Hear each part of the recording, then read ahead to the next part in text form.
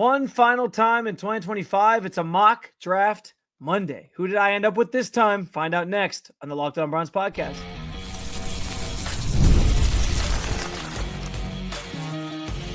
You are Locked On Browns, your daily Cleveland Browns podcast.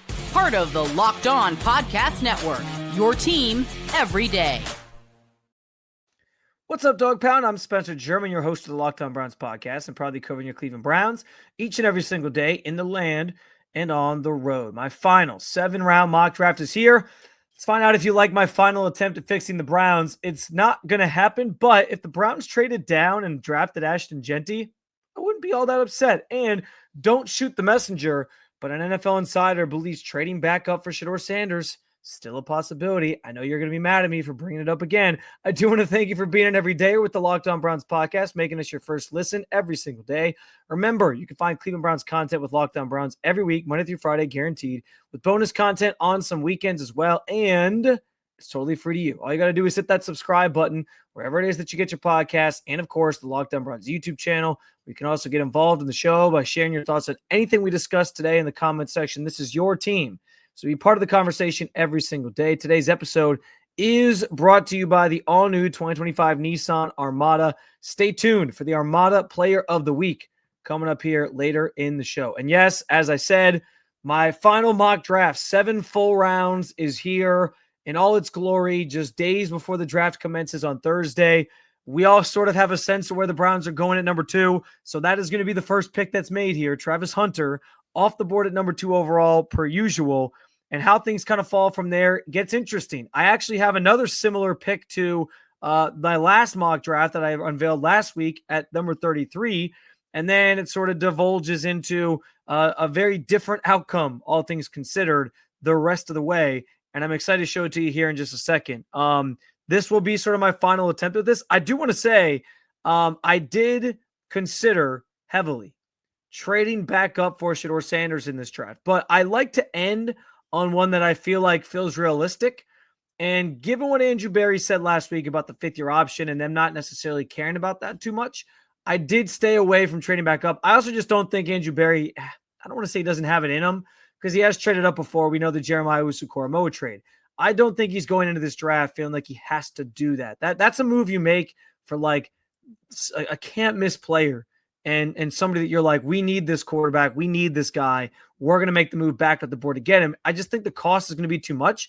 And in a situation where you're a GM needing to get this draft right and really start supplementing a lot of positions on this roster, it makes more sense to take more bites at the apple than give up some of that capital just to address one need that might not even this draft doesn't necessarily bear the best fruit for filling the quarterback position. So I don't know if they're going to do that. That's more of like a desperate-y type thing to do. I don't know that Andrew Berry is going to act from a place of desperation. All right, so as I said, this mock starts with, of course, Travis Hunter at number 2 overall. Nothing unexpected there. At this point, it feels like it's written in stone that the Browns are going to be selecting Travis Hunter, and he's going to be your number 1 overall pick, or your number 2 overall pick, I should say, first pick for the Browns. Now, where things kind of unfold from there, you get Josh Connerly Jr., who I did take in my most recent mock draft last week on a mock draft Monday, where I took him number 33 for the Browns. So a similar pick here. And it's just kind of the way that the board fell. Offensive line, offensive tackle in particular, still a massive need for this Browns team. And so I felt like it was a necessary evil in the sense that, like, tackle isn't a sexy pick. No one's going to necessarily be jumping for joy about taking a tackle at 33 if it were to happen this way, but it feels like that could be a realistic possibility just based off the players that are there on the board. Now, there's some debate here. Like, I've been trying to ask as many people as possible, like, when the run on quarterbacks is going to happen. It could be at 33. It could start with the Browns taking that quarterback. In this mock draft, though, most of the quarterbacks that I think the Browns are most linked to or most likely linked to, Jalen Milroe, Jackson Dart. Dart actually goes before Milroe goes here at 67 to the Browns, but also Tyler Shuck. Those two guys in particular, Milroe and Shuck, fall where they're both available at 67 if the opportunity presents itself. So I waited a little bit longer to go quarterback. I end up with Jalen Milroe at 67. And at this point, I know what I've said about Jalen Milroe. I'm not the biggest fan in terms of believing he's going to turn into a great NFL quarterback. But I understand from the thought process of the Browns. If you're taking a quarterback beyond the first round, you are banking on potential. You are banking on ceiling. And Milroe has the highest ceiling of all these guys because of his elite athleticism and the fact that there's a chance if you can correct some of the throwing errors and some of his just the way his process, his techniques, if you can fix some of those things and get him throwing the ball more effectively and more accurately, then maybe that sticks and you end up with an absolute steal of a player at 67 in the third round. So banking on potential, the value felt like it was there at this point for Milroe. I took him with 67, and those are your first 3 picks. Now, with pick 94, things got a little bit interesting. That second pick in the third round for the Browns, because as much as I've been mocking a lot of offense with the first 4 picks and even the first 5 picks to some degree up to 104, I do think they still want to add to the defensive line and add to edge rusher in particular. And so I saw an opportunity here. Oluwafemi Oladejo is a pretty solid player, all things considered. At this range, it just made sense.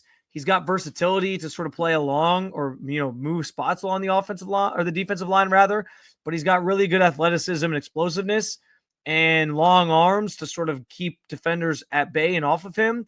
And I think he has some developing to do, but I think he has a chance to be a pretty consistent pass rusher in the NFL. And so I felt like the value, that was kind of the theme of this draft for me.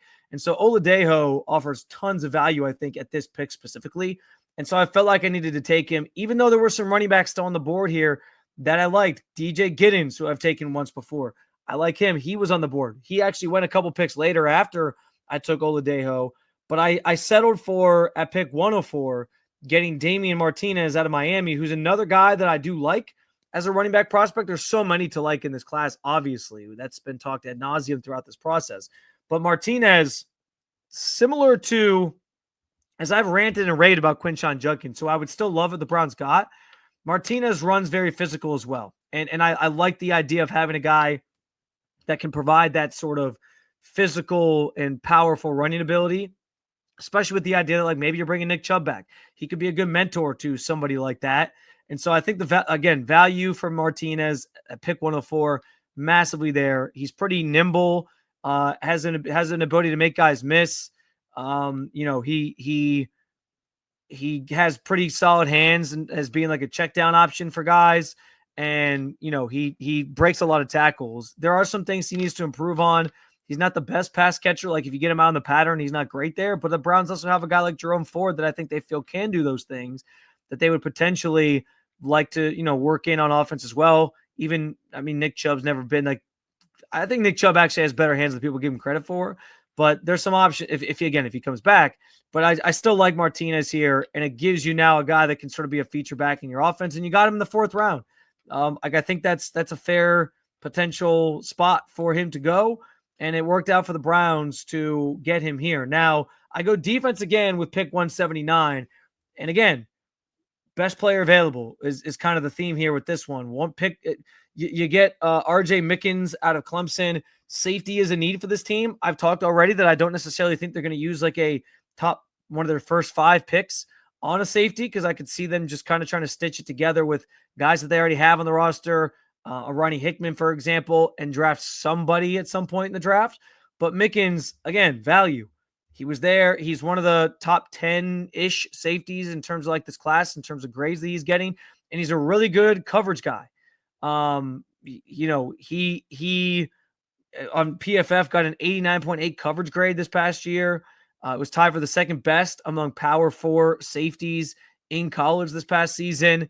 So he's a really smart player, and I do think he could sort of establish himself as like a guy that fits that role that you're missing in that free safety spot. So I liked the Mickens pick there, even though I would rather have gone maybe offense and maybe looked to like the tight end room or something like that. I waited on tight end, and I actually go defensive centric again with pick 192. I took Ty Robinson out of Nebraska, who I have mocked to the Browns before, and is kind of a developmental piece, rotational guy that you can sort of thrust into this group and see what they can do. I also took Jalen Conyers. I finally go tight end pretty late here, and Conyers isn't going to be the best like pass catcher, but he is, in terms of like a blocker, one of the best coming out of college.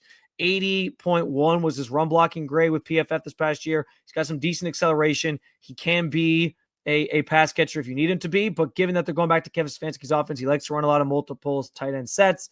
Conyers comes in, can be a player that can be a nice blocker for you, allow you to do some things in the run game. I liked the pick here.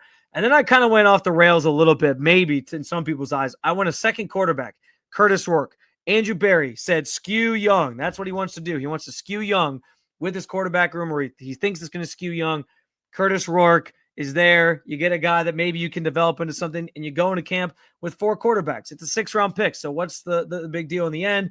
And then Jalen Reed, again, massive value. Jalen Reed is considered one of the top 10 to 13-ish safeties in this class. And for him to still be available as deep as he was, I actually traded up from 255, as you see at the bottom there, to get to 235 with the Bucks and take Jalen Reed. And so you get yourself 2 safety options and some depth at that position. Nothing wrong with that. So that's how my final mock draft sort of shook out here in the grand scheme of things. Let me know what you think about how it went. Do you like these picks? Do you like who I ended up with? You happy with Jalen Milroe as the main quarterback to get taken, with Curtis Rourke as sort of a backup option as a rookie guy, and you get 2 guys for the price of 1 in one draft? Do you like all these picks? The one gripe I have with myself on this draft is that I didn't go tight end early enough. I still think that's such a massive need for this team that I would have rather gotten somebody with a higher and a better profile, even a Harold Fandon Jr., right? Late 3rd round, early 4th round. I would have loved somebody like that. There's plenty of other names out there that I know people are excited about, that I do think Mason Taylor of LSU, you'd have to take him pretty early, but Elijah Arroyo visited the Browns, Terrence Ferguson out of Oregon visited the Browns. Those are all guys that I think would have made sense at some point for the Browns. But I went against, my better judgment told me to go with some of these other positions. But that's the one gripe I come away with myself, not addressing sooner in this draft, was the tight end position. But tell me your thoughts. Did you like this draft? Do you think I went a little overboard with the quarterbacks? Do you think I went a little overboard with the safeties? Do you hate that I went defense with pick 94 instead of staying offensive centric in a year where the Browns clearly have a lot of offensive issues to address? I want your comments. I want your thoughts. Hit me up at Spencito_ in the comment section on the Locked On Browns YouTube channel. In the meantime, I was kind of dreaming up over the weekend a very fanciful scenario for the Browns in the first round with their number 2 overall pick that I honestly would be on board with. We'll talk about it coming up next on the Locked On Browns podcast. The Armada Player of the Week is brought to you by our friends at Nissan and the all-new 2025 Nissan Armada. Each week, we're taking a look at draft prospects and pick one that stands apart. The guy that we believe showcased the strength and power needed to push the Cleveland Browns forward and look ahead to next season. This week's Armada, a clear-cut Player of the Week, is Harold Fandon Jr. I just mentioned him last segment. The Canton native made a name for himself at Bowling Green and has risen up draft boards this offseason. He's confident, he's rugged, and having earned his place in the conversation among some of the best tight ends in this class out of the MAC. When it comes to the Nissan Armada, they say go forth and conquer. That's exactly what I think Harold Fandon Jr. can do here in Cleveland if he's drafted to his hometown team. It's clear that our Player of the Week is ready to conquer the road ahead with confidence, just like you can. And the all-new Nissan Armada or any of their outstanding vehicles. Take the Nissan Armada, Rogue, or Pathfinder and go find your next big adventure. Shop NissanUSA.com.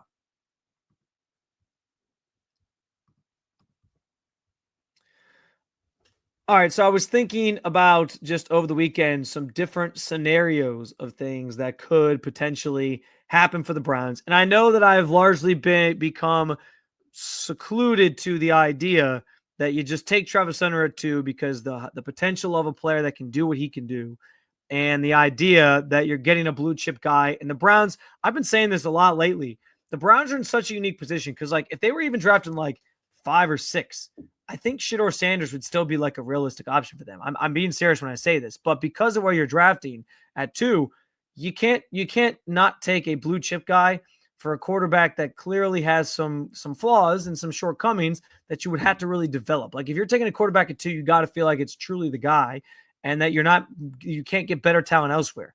So the Browns are in a unique position because Anywhere else in the top 10, you feel like they probably could get away, other than maybe the top 3, you could probably get away with taking somebody like Shedeur Sanders, but they're not in that situation, so they have to take Travis Hunter. And so I've become infatuated with the idea that Travis Hunter is the pick.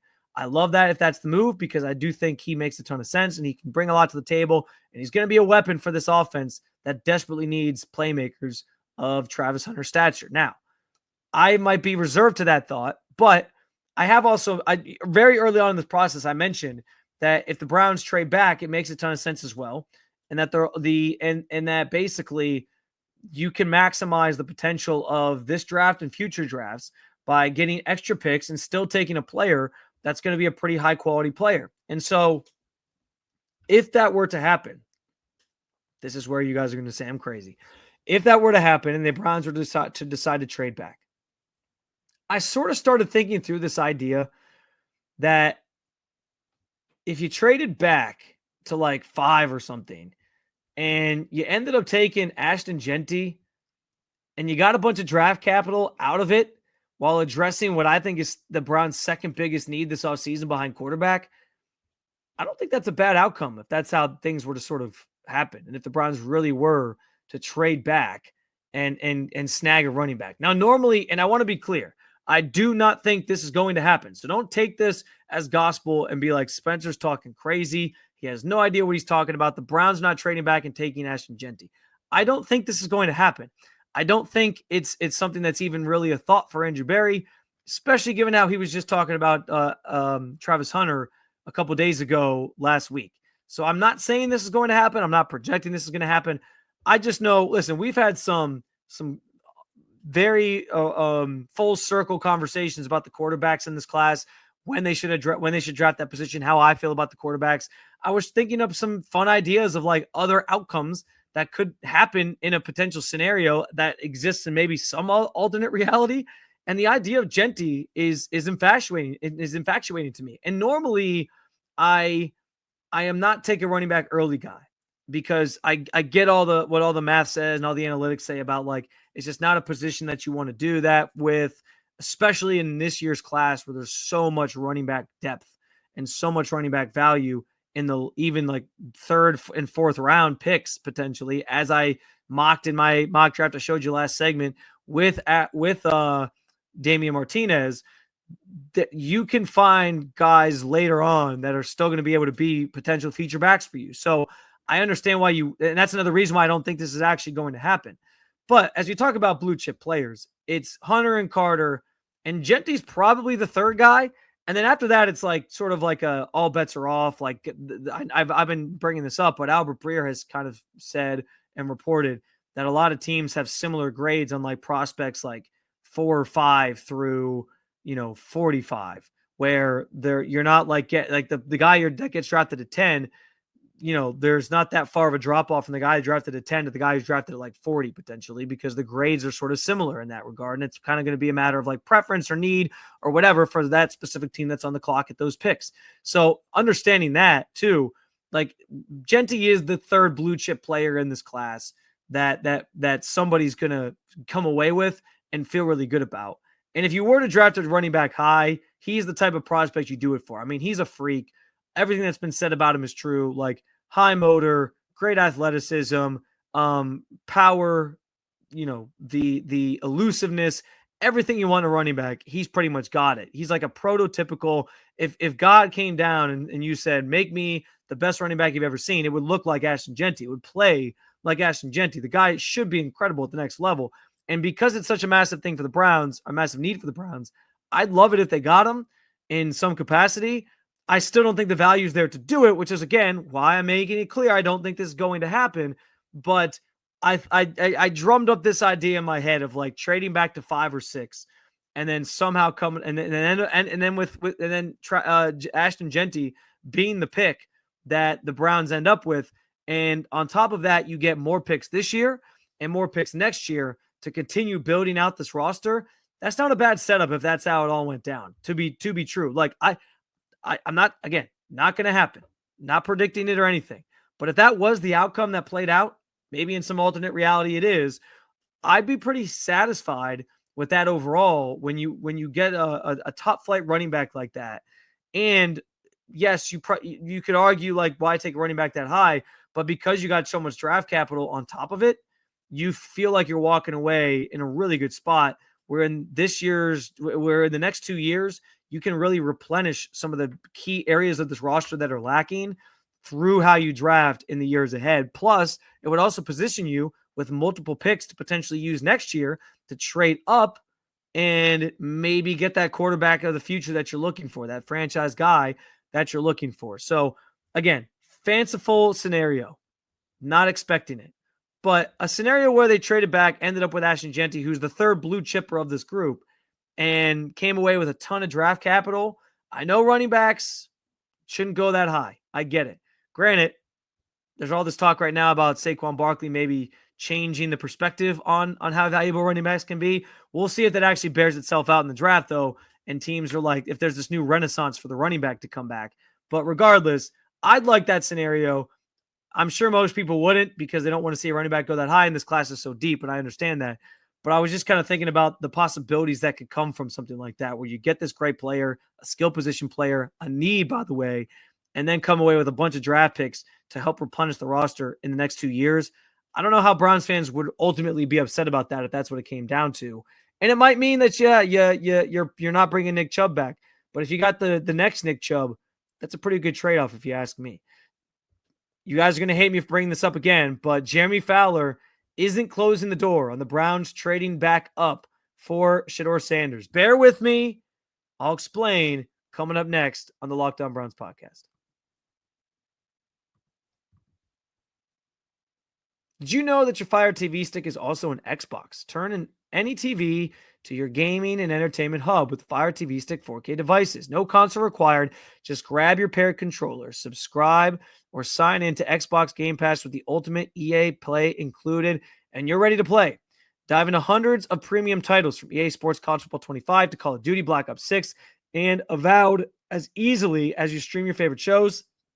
It's gaming made simple, and it's all available to you on the Fire TV stick. With 4K streaming, watch more than 1.5 million movies and TV episodes from your favorite subscribed services like Netflix, Prime Video, Disney Plus, Max, and more. I can tell you, we have about 4 of these things in my house as we speak. At every TV that we have in this house I live in, we have a Fire TV stick. It is our go-to device for streaming at home, and it can be yours too. Head to Amazon.com/Fire TV Locked On to get started. Xbox Game Pass Ultimate subscription and compatible controller is required.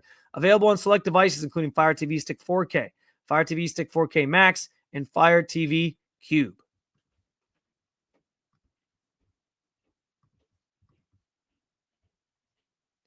All right, so I know you guys are going to hate me for bringing this up again. I keep talking and banging the drum for Shedeur Sanders, and I do think the Browns still do like Shedeur Sanders. I do believe that they would like to take him, just not at number 2 overall. And so understanding that, I think they would at least consider a trade up for him if he falls to a certain point, is the way I'm kind of approaching this draft. Now, I am backing off the stance that they're going to be aggressive and go do it because of, well, several factors. One being the cost to get back up. If you're trying to get to like even 20, you're going to have to overpay massively. I'm talking like probably at least one of your thirds this year, a couple other picks this year, probably a first or a second next year. Like, it's going to be a haul to get from even 33 to like 20 if you have to jump the Steelers per se to get Shedeur Sanders if you're worried about the Steelers being the team that takes him. So I don't think it's going to happen because I just think the price is going to be too rich for Andrew Berry. But there is an NFL insider who is not ruling it out. Jeremy Fowler of ESPN said in a segment on SportsCenter late last week that Cleveland does, quote, love Shedeur Sanders. They have love for Shedeur Sanders. And he actually mentions, as I just said, the Steelers as an option to potentially draft Shedeur Sanders if he falls. The exact quote is, if he falls out of the top 3, well, not falls, but if he doesn't go in the top 3 right now, I don't see a natural home. Seems like the Saints could go quarterback, but they might not do it at 9. They could go cornerback or offensive line, defensive line. So where does that leave it? If I had to predict, I would say somebody trades up to get him if he kind of slides into the teens or maybe the later first round. So I've ruled out the teens if you're trading up to the teens to get Shedeur Sanders, you should have just taken him 2. Like you must have thought he was at least good enough to be worth it at that pick.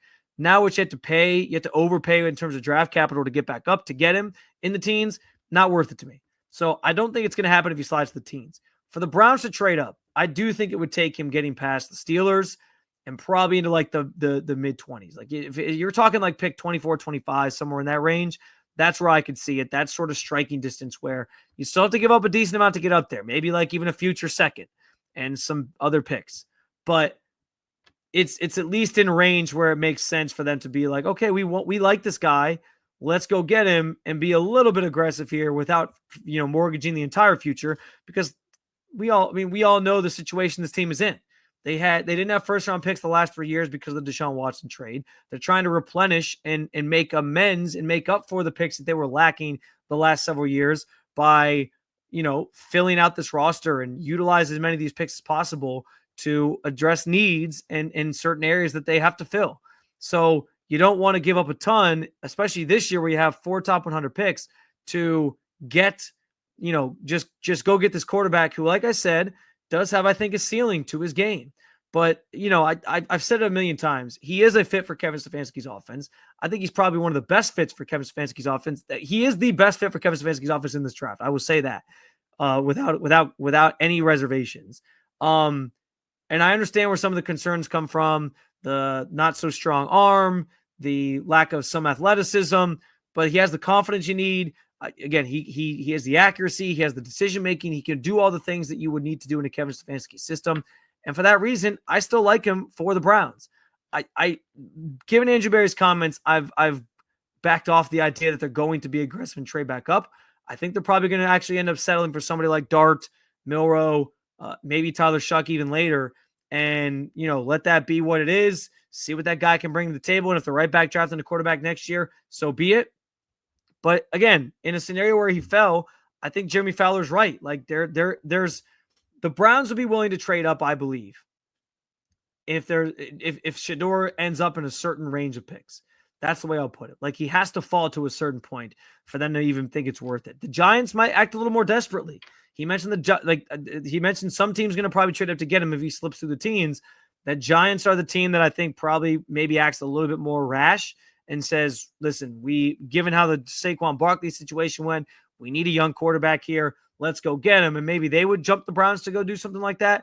I think the Browns are operating from a place of like patience and just trying to sort of find the best players at the respective picks that they have. And if they can maximize those by getting a player that they value in maybe a Shedeur Sanders by trading up somewhat, I think they'll do it. But there has to be, there's a striking distance range that I think the Browns would consider it. Otherwise, given what Andrew Berry said about fifth-year options, and they're the most valuable, by the way, for quarterback picks, I just don't think it's ultimately going to happen. But as I showed you there from the Jeremy Fowler comments, not ruling it out entirely. And Andrew Berry probably wouldn't rule it out entirely either because, as he always says, they are open to anything when it comes to the NFL draft. We'll see if that's true in this instance, but that is where things stand. And at least some people with information, by the way, are reporting that it still could happen. So just putting it out there, just mentioning it one last time this week because you know how much I love Shador Sanders and think he fit this team. I get that a lot of you are against me. That's totally fine. You are welcome to have the opinions that you have. But I wanted to put that out there one more time before we get to draft day on Thursday. And in the meantime, I appreciate you stopping by, as well. Plenty more to talk about in the days ahead. It's going to be a busy, busy end of the week, Thursday, Friday, Saturday, with all of our draft coverage, shorts, more episodes like this. We'll get you some stuff up after the picks are made, after likely Travis Hunter becomes a Cleveland Brown at number 2 overall. So make sure you hit that subscribe button and make Locked On Browns your first listen every single day. For your second listen, head on over and check out our Locked On NFL mock draft. You can also keep it local. Check out Locked On Cavs and Locked On Guardians. Thank you for being an everydayer at the Locked On Podcast Network. I will talk to you again real soon, Cleveland. Peace.